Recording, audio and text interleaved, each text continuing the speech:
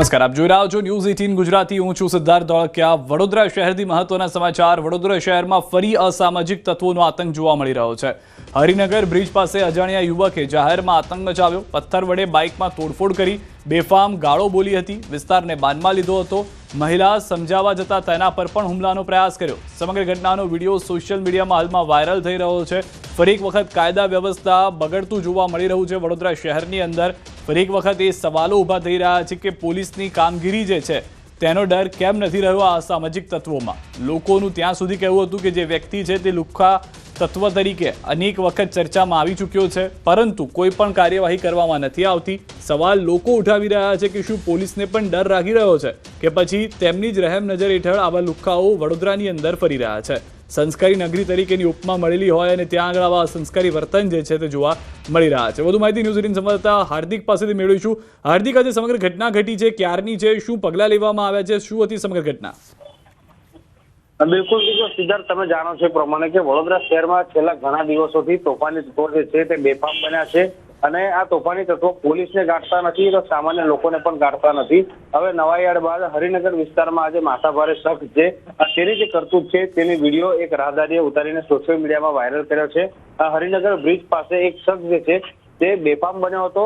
તેના દ્વારા આખો વિસ્તાર જે છે તે બાનમાં લેવામાં આવ્યો હતો. જ્યારે કોઈ વ્યક્તિ તેને રોકવા જાય કે ટોકવા જાય ત્યારે તે બેફામ ગાળો બોલતો હતો અને એક મહિલા પણ જોઈ શકાય છે કે મહિલા સમજાવટનો પ્રયત્ન કરે છે, પરંતુ આ વ્યક્તિ જે છે તે મહિલા ઉપર પણ પથ્થર વડે હુમલાનો પ્રયાસ જે છે તે કરે છે. આ યુવક એ હદે બેફામ બન્યો હતો કે ત્યાં નાસભાગના દ્રશ્યો જે છે તે જોવા મળ્યા હતા. અત્યારે આ વિડીયો જે છે તે સોશિયલ મીડિયામાં વાયરલ થઈ રહ્યો છે, પરંતુ આ વિડીયો પોલીસ પાસે જાય અને પોલીસ કાર્યવાહી કરે તે અનિવાર્ય બની છે, કારણ કે આ શખ્સે પથ્થર વડે પોતાના બાઇકની પણ તોડફોડ જે છે તે કરી છે. એટલે આ યુવક કોણ છે, ક્યાંથી આવ્યો હતો અને કયા કારણોસર તે આ દે વિસર્યો હતો, એ તમામ જે છે તે પોલીસ તપાસનો વિષય છે અને પોલીસ કાર્યવાહી કરશે. ત્યારબાદ જ આજે તમામ સવાલો છે તેના પરથી પડદો ઉઠી શકશે. સિદ્ધાર્થ, આભાર સમગ્ર માહિતી બદલ હાર્દિક. તો હાર્દિકે જે રીતે જણાવ્યું, ન્યૂઝ 18 સંવાદદાતા કહી રહ્યા છે કે પોલીસ પહેલા કાર્યવાહી કરે તો ખ્યાલ આવે કે આવા લુખ્ખા તત્વો જે છે તે કેમ આ રીતે બેફામ ફરી રહ્યા છે. પાટણથી સમાચાર. એસટી સહિત વાહનો પર પથ્થરમારાનો મામલો. પોલીસે બંને આરોપીને ઝડપી કાયદાનું ભાન કરાવ્યું. આરોપીઓને ઘટના સ્થળે લઈ જઈ રિકન્સ્ટ્રક્શન કરાવ્યું. 3 યુવકોએ પથ્થરમારો કરી વિકૃત આનંદ માણ્યો હતો. વાહન ચાલકોમાં ભય ઊભો કરવા પથ્થરમારો કર્યો. હજુ એક આરોપી પોલીસ પકડથી દૂર હોવાની જાણકારી મળી રહી છે. તો ઉત્તર ગુજરાતમાં પણ આવી જ કોઈ ઘટના કે જેમાં એક વિકૃત વ્યક્તિ આનંદ માણી રહ્યો હોય તેવું લાગી રહ્યું છે. વાહન ચાલકોમાં હાલમાં ભયનો માહોલ જોવા મળી રહ્યો છે.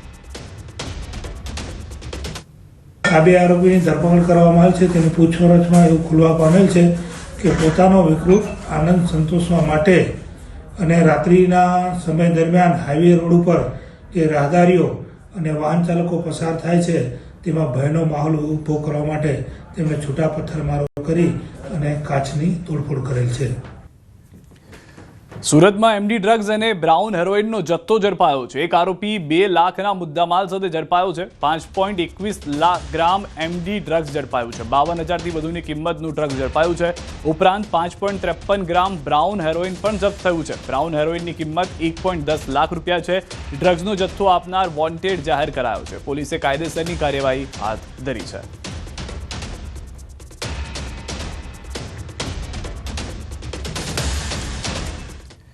હિંમતનગરમાં કોંગ્રેસની જન આક્રોશ યાત્રાનો વિરોધ. જન આક્રોશ યાત્રાનો જોરદાર વિરોધ થઈ રહ્યો છે. મેવાણીના નિવેદન સામે પરિવારમાં આક્રોશ છે. જન આક્રોશ યાત્રાને રોકીને કર્યા છે સૂત્રોચ્ચાર. મહિલાઓએ પ્લેકાર્ડ બતાવી લગાવ્યા નારા. જિગ્નેશ મેવાણી પોલીસની માફી માંગે તેવી માંગ કરવામાં આવી રહી છે. તો પોલીસ પરિવાર જે છે તે હવે નારાજ જોવા મળી રહ્યો છે. જિગ્નેશ મેવાણી સામે આક્રોશ જે છે તે પોલીસ પરિવારોની અંદર સતત વધી રહ્યો છે.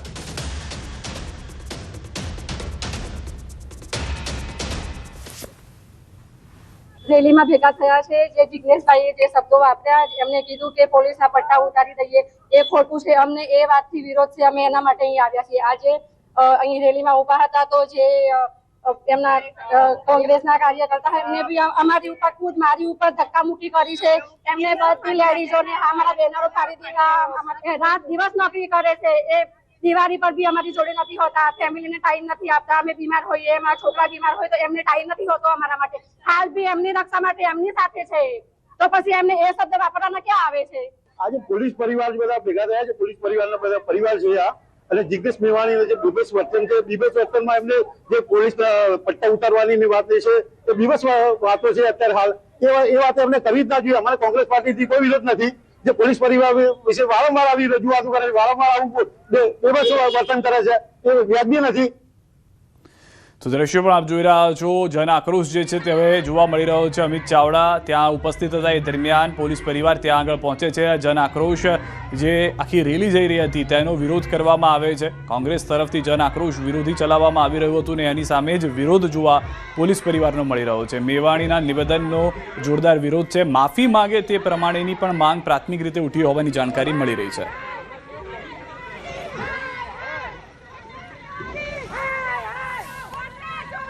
જિગ્નેશ મેવાણી જે પટ્ટા ઉખાડી નાખવાની વાત કરી હતી, ત્યારબાદ પોલીસ તરફથી વિડીયો પણ જાહેર કરવામાં આવ્યો હતો કે જેમાં જિગ્નેશ મેવાણી સાથે કેટલાક એવા તત્વો હતા કે જે આરોપી સાથે હોય તેવું જોવા મળ્યું હતું. ત્યારબાદ પોલીસને ધમકી આપવી, પોલીસ સાથે ખરાબ વર્તન કરવાનો મુદ્દો પોલીસ પરિવારે ઉઠાવ્યો હતો. પોલીસને પણ કહેવા માંગીએ છીએ, તકલીફ તો એમને થવાની કે જે ખોટું કરે છે, જે પ્રમાણિકતાથી કામ કરે છે, જે બંધારણ મુજબ કામ કરે છે, જે પોતાના પરિવાર સાથે શાંતિથી જીવન પગાર પર જીવે છે, એમને તો કોઈ ચિંતા નથી. પણ જે 2 નંબરના હપ્તા ઉઘરાવે છે, જે દારૂના ડ્રગ્સના નામે પોતાની મોંઘી ગાડીઓ કે બંગલા ખરીદે છે, જે હપ્તા ગાંધીનગર સુધી પહોંચાડવા માટે વહીવટદારો બન્યા છે, આ એમનો બળાપો છે. સુરતમાં ખાણ ખનીજ વિભાગના વર્ગ 2ના કર્મચારી પર એસીબીનો સકંજો. મદદનીશ ભૂસ્તર શાસ્ત્રી વર્ગ 2ના કર્મચારીની અપ્રમાણસર મિલકત મળી આવી છે. સંદીપ મધુકર ખોપકરને ત્યાં સર્ચ કરાતા કરોડોની અપ્રમાણસર મિલકતો મળી છે. 1,46,949 રૂપિયાની અપ્રમાણસર મિલકત અંગેનો ગુનો દાખલ કરાયો છે. 1 જાન્યુઆરી 2009થી 30 નવેમ્બર 2018 સુધીની અપ્રમાણસર મિલકત મળી છે. સત્તાનો દુરુપયોગ કરી ગેરકાયદેસર રીતે પોતે નાણાં મેળવી મિલકતોમાં રોકાણ કરાતું હોવાનું સામે આવ્યું છે. સંદીપ ખોપકરનાઓ વિરુદ્ધ 1,46,949 રૂપિયા એટલે કે 62.13% જેટલી અપ્રમાણસર મિલકતો પ્રકાશમાં આવતા તેઓ વિરુદ્ધ પીસી એક્ટ હેઠળ ગુનો રજીસ્ટર કરવામાં આવેલો છે. અમદાવાદમાં કોંગ્રેસની ઓફિસ બહાર ભરતસિંહ સોલંકીના પોસ્ટર લાગ્યા છે. ભરતસિંહના જન્મદિવસને લઈને સમર્થકોમાં ઉત્સાહ જોવા મળ્યો છે. 26 નવેમ્બરે નિસર્ગ ફાર્મમાં જ જન્મદિવસની ઉજવણી કરાશે. સમર્થકોએ તેમના જન્મદિવસની શુભેચ્છાના પોસ્ટર લગાવ્યા છે. તો સમર્થકોએ જન્મદિવસની ઉજવણીને પરિવાર સંગમ નામ આપ્યું છે. ગુજરાતની રાજનીતિમાં હર હંમેશા માટે ચર્ચાના કેન્દ્રમાં રહેતા કોંગ્રેસ નેતા ભરતસિંહ સોલંકી ફરી ચર્ચામાં આવ્યા છે. ભરતસિંહ સોલંકીનો 26મી તારીખે જન્મદિવસ છે. તેની પહેલા સમર્થકો દ્વારા કોંગ્રેસ કાર્યાલય જે છે તેની બહાર અલગ અલગ પોસ્ટર મારવામાં આવ્યા છે. તે પોસ્ટર હું આપને બતાવવાનો પ્રયાસ કરીશ, પણ કેમેરામેન સામે પોસ્ટર પણ બતાવે. પોસ્ટરમાં સ્પષ્ટ લખ્યું છે ભરતસિંહ સોલંકીનો આજે જન્મદિવસ 26 નવેમ્બર, પરંતુ સ્લોગન આપવામાં આવ્યું છે પરિવાર સંઘ. એટલે એક નવું સ્લોગન છે ભરતસિંહ સોલંકી અહીં આપી રહ્યા છે. તો સાથે જ મારો પક્ષ એ જ મારો પરિવાર એ પ્રકારનું સૂત્ર છે ત્યાં અહીં આપવામાં આવ્યું છે ભરતસિંહ સોલંકીના જન્મદિવસને લઈને. અને કોંગ્રેસ કાર્યાલયનું જે મુખ્ય હેડક્વાર્ટર માનવામાં આવે છે અમદાવાદ શહેરનું પાલડી વિસ્તારમાં, ત્યાં તમામ અલગ અલગ વિસ્તારની અંદર આ પોસ્ટરો મારવામાં આવ્યા છે. અને તેની અંદર એ માનવામાં આવી રહ્યું છે કે ક્યાંક ભરતસિંહ સોલંકી ફરી એક વખત પોતાનું શક્તિ પ્રદર્શન કરી રહ્યા છે. અને આ પોસ્ટર જે છે તે તેના ભરતસિંહ સોલંકીના જે સમર્થકો છે એ સમર્થકો દ્વારા શહેરના અલગ અલગ જે વિસ્તારો છે તેમાં મારવાની હાલ કામગીરી ચાલી રહી છે. પરંતુ ચોક્કસ એ કહી શકાય કે ફરી વખત ભરતસિંહ સોલંકી રાજનીતિના કેન્દ્રમાં ચર્ચામાં જોવા મળી રહ્યા છે. જન્મદિવસ છે, પણ જન્મદિવસને એક શક્તિ પ્રદર્શન તરીકે હાલ તેઓ ઉજવતા હોય તેના સમર્થકો તેવું લાગી રહ્યું છે. અને સ્લોગન પણ એ પ્રકારના આપવામાં આવી રહ્યા છે પરિવાર સંગમ, એટલે પરિવારના તમામ સભ્યો, એમાં તમામ જે કહી શકાય કે ધારાસભ્યોથી માંડીને પૂર્વ ધારાસભ્યો, ચૂંટાયેલા પ્રતિનિધિઓ અને જનપ્રતિનિધિઓ માની શકાય કે તમામ જે રાજકીય લોકો છે એ તમામ લોકો આ કાર્યક્રમમાં ઉપસ્થિત રહે તે પ્રકારનું આયોજન છે તે હાલ કરવામાં આવી રહ્યું છે. અને જે ભાડજ ખાતે જે નિસર્ગ ફાર્મ છે ત્યાં આખો ભવ્ય ઉજવણીનો કાર્યક્રમ છે હાલ અહીં કરવામાં આવી રહ્યો છે.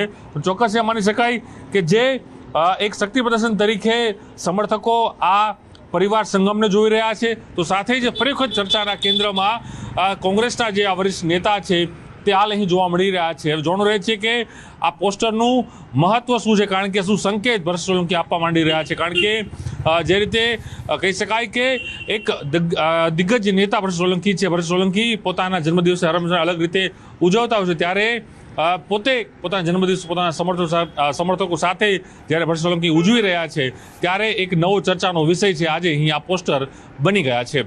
કેમેરા સૈનિક મહેતા સાથે પ્રણવ પટેલ, ન્યૂઝ 18 અમદાવાદ.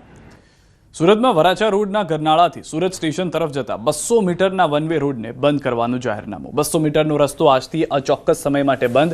2 કિલોમીટર સુધી ટ્રાફિક જામની સમસ્યા. મેટ્રોના કારણે LH ગરનાળું બંધ અને પોદ્દાર આર્કેડવાળો રસ્તો સાંકડો, એટલે 1 કિલોમીટર ફરીને જતા કલાકો થશે. શહેર ટ્રાફિક પોલીસ દ્વારા તાત્કાલિક ફોર્સ ફાળવવામાં આવી છે. ગરનાળાની બહારની ડિવાઈડર હટાવી રસ્તો પહોળો કરાયો છે. રિક્ષા ચાલકોને પણ આડેધડ પાર્કિંગ ન કરવા સૂચના આપવામાં આવી છે. જેમાં પ્રથમ સહારા દરવાજાથી સ્ટેશન સુધી સિટકો કંપની દ્વારા બ્રિજનું કામ શરૂ કરવામાં આવેલું હતું, જે હાલ પ્રગતિમાં છે. હવે જ્યારે આ બ્રિજ છે એ વરાછા પોદ્દાર આર્કેડ તરફ કનેક્ટ કરવાનો છે, તો એનો જે બીજો એક બેલ્ટ છે, જે સ્ટેશન ઇન ગેટથી લઈને આયુર્વેદિક ગરનાળા સુધી, એનું કામ છેલ્લા 2 દિવસમાં શરૂ કરવામાં આવ્યું છે. જેના ભાગરૂપે વરાછા તરફથી જે આયુર્વેદિક ગરનાળા પાર કરી અને લેફ્ટ ટર્ન લઈ સ્ટેશન તરફ આવવાનો જે માર્ગ છે એ સંપૂર્ણ બંધ કરવામાં આવ્યો છે.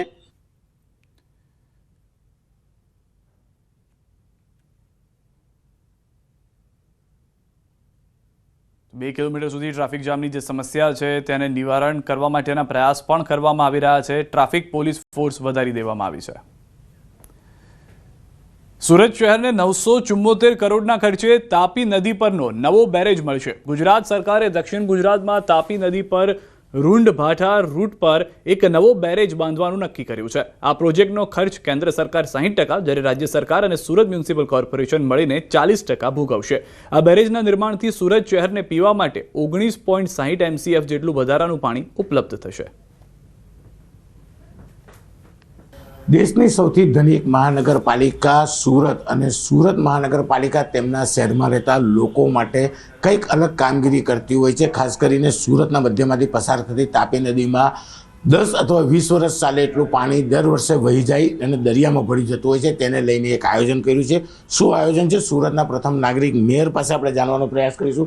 સાહેબ, કયા પ્રકારનું આયોજન? કારણ કે દર વર્ષે વરસાદને લઈ વિયરકમ કોઝવેથી 10 વર્ષ, 15 વર્ષ, 20 વર્ષ મીઠું પાણી, પીવાલાયક પાણી દરિયામાં જતું રહે છે. સુરત મહાનગરપાલિકે હમણાં આદરણીય પ્રધાનમંત્રી શ્રી નરેન્દ્રભાઈ મોદી સાહેબના માર્ગદર્શનમાં અને ગુજરાતના મુખ્યમંત્રી શ્રી ભૂપેન્દ્રભાઈ પટેલ સાહેબ અને કેન્દ્રના જળશક્તિ મંત્રી CR પાટીલ સાહેબના માર્ગદર્શનમાં આગામી 50 વર્ષનું આયોજન સુરત મહાનગરપાલિકાએ પાણીને બચાવવાનું કામ કર્યું છે. અત્યારે વાત કરીએ તો ગુજરાતનો મોટો પાણી સંગ્રહનો ડેમ હોય તો ઉકાઈ ડેમ છે. તેના ભાગરૂપે વિયરકમ કોઝવે ઉપર આગામી ઘણા વર્ષો પૂર્વ બેરેજ બનાવ્યો હતો, પણ દરિયાનું પાણી અત્યારે વિયરકમ કોઝવે સુધી પહોંચી જાય છે અને આજુબાજુના વિસ્તારના આજુબાજુના તળ ખારાશવાળા થઈ ગયા છે. આવનાર સમયમાં અત્યારે જે બેરેજ બનાવવાનું આયોજન છે 1000 કરોડ ઉપરનું આ કેન્દ્ર સરકાર અને રાજ્ય સરકારના સહયોગથી સાકારિત થવાનો છે. આગામી સમયમાં આ બેરેજ બનવાથી 19 ક્યુબિક લીટર પાણીનો સંગ્રહ થશે ને આજુબાજુનો વિસ્તાર છે ભાઠા, ઈચ્છાપુર, એ વિસ્તારના જે તળ નીચા ગયા છે ને ખારાશવાળા થયા છે એ પણ મીઠાશવાળા તળ થશે.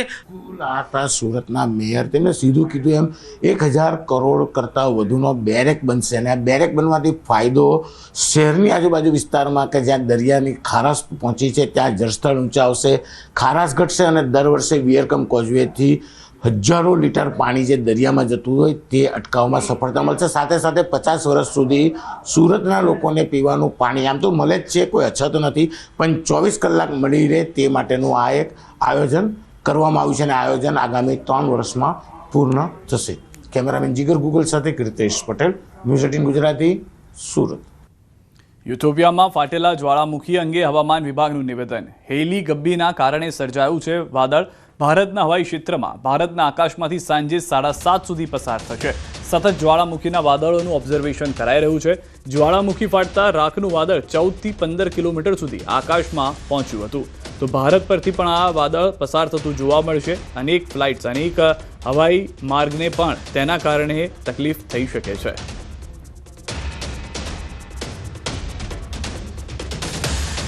तो इथियोपिया में हमारा वोल्कानिक इरप्शन हुआ है, इसका जो स्थिति है as per latest information, gas clouds are drifting towards China and ये जो इंडिया का जो स्काई है यहाँ से करीब 7:30 PM पर वो खाली हो जाएगी और IMD क्लोजली इसको मॉनिटर कर रहे हैं.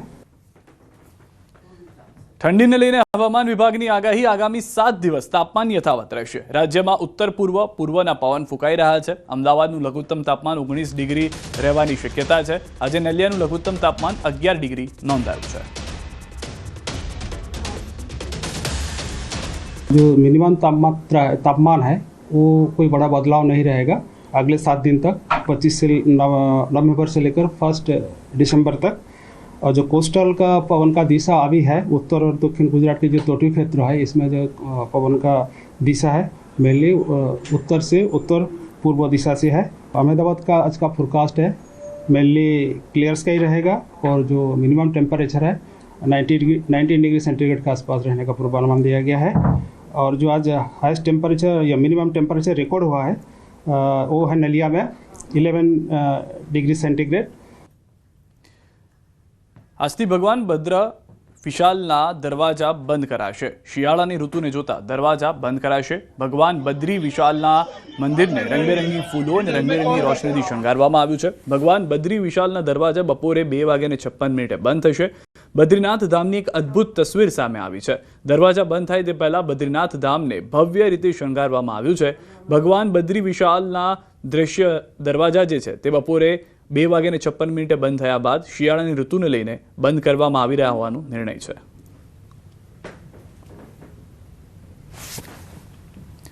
સુરતના માંડવીમાં નીકળ્યો છે વરરાજાનો અનોખો વરઘોડો. રાજપૂત પરિવારે પોતાના પુત્રનો વરઘોડો અનોખી રીતે કાઢીને બધાનું ધ્યાન ખેંચ્યું. સામાન્ય રીતે વરરાજા ઘોડા પર સવાર થઈને વરઘોડામાં નીકળે છે, પરંતુ આ પરિવારે વરઘોડો હાથી ઉપર કાઢ્યો હતો. ક્ષત્રિય સમાજની ભવ્ય સંસ્કૃતિ અને શાહી પરંપરા જીવંત રાખવાના મુખ્ય હેતુથી આ આયોજન કરવામાં આવ્યું હતું. આ પ્રસંગે ઓલપાડના પરિયા ગામનો મહિડા પરિવાર માંડવી ખાતે જાન લઈને આવ્યો હતો.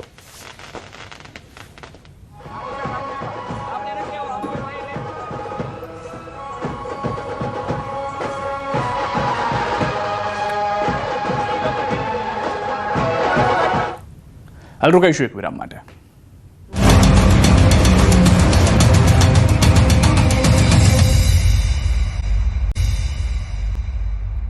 છોટાઉદેપુર જિલ્લાના બ્રિજો હાલ અતિ જર્જરિત હાલતમાં છે. જેમાંનો પાવીજીતપુર નજીક આવેલ ભારજ નદી ઉપરનો બ્રિજ 2 વર્ષ પહેલા જ તૂટી ગયો. આ બ્રિજ તૂટી જતા તંત્ર તરફથી અલગ અલગ માર્ગ પરથી પસાર થવા માટે ડાયવર્ઝન આપવામાં આવ્યા છે. છોટાઉદેપુરથી વડોદરા જવા માટે ક્વાંટ તરફથી ડાયવર્ઝન અપાયું છે, પરંતુ આ માર્ગ પરથી પસાર થવું રાહદારીઓ માટે જોખમકારક છે, કારણ કે આ માર્ગ તૂટી જવાની હાલતમાં છે. જ્યાં જુઓ ત્યાં ગાબડા રાજ છે. બ્રિજ પર ખાડાઓ પડી ગયેલા જોવા મળી રહ્યા છે. કરા નદી ઉપરના બ્રિજ પર રેલિંગ તૂટી ગઈ છે. કેટલીક જગ્યાએ તો રેલિંગનું નામો નિશાન નથી, ત્યારે લોકોની સલામતી માટે સવાલો ઉઠી રહ્યા છે. ગંભીરા બ્રિજ દુર્ઘટના બાદ બ્રિજની ચકાસણી કરવામાં આવે ત્યારે આ બ્રિજ તંત્રના નજરે નહીં પડ્યો હોવા સવાલો ઉઠી રહ્યા છે.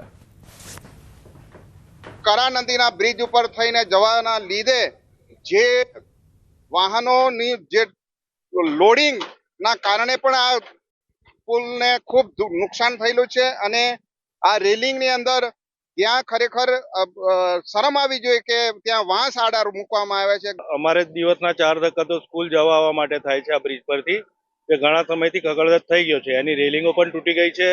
અત્યારે વાંસના બંબુ માર્યા છે. અહીંયા અમારે આ પુલ એકદમ જર્જરિત થઈ ગયેલો છે અને એક તો નીચે હોલ જેવો પડી ગયો છે. ઉપરથી નીચે સુધી અમને દેખાય છે કે એક પાણી જતું, તો આ એક અમારે મોતનો કૂવો જેવું છે. પુલ 50-60 વર્ષ જૂનો છે અને આ પુલ એકદમ જર્જરિત હાલતમાં છે અને તાત્કાલિક ધોરણે આ પુલ જે સિયોત પુલ તૂટી ગયો છે એ ડાયવર્ઝનના લીધે અહીં વધારે ભારે વાહનો આ પુલ પરથી જાય અને આ પુલ તૂટવાની સંભાવના 110% છે, જેથી કરીને આ પુલ તાત્કાલિક ધોરણે બંધ થાય અને તંત્રએ આને તાત્કાલિક નવો રોડ મંજૂરી દરખાસ્ત મોકલી આપે અને તાત્કાલિક આ રોડ મંજૂર, આ પુલ મોટો મંજૂર થાય એવી માંગણી કરી છે.